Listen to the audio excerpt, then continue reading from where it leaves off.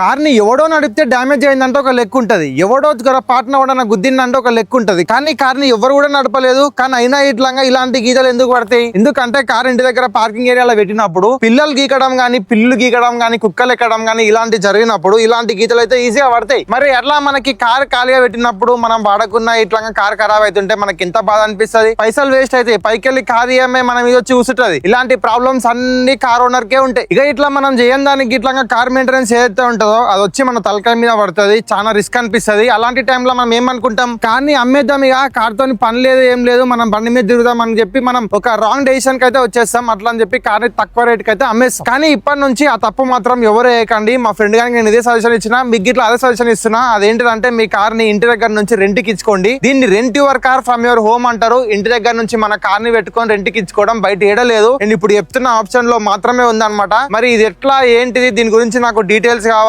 అనుకుంటే ఇప్పుడే కింద ఒక నెంబర్ ఇస్తున్నా, 9000444933 అని చెప్పి నెంబర్ ఇస్తున్నా కదా, ఈ నెంబర్ కి కాల్ చేయండి. వాళ్ళు మీకు మొత్తం క్లియర్ గా ప్రాసెస్ డీటెయిల్స్ అన్ని కూడా ఎక్స్ప్లెయిన్ చేస్తారు.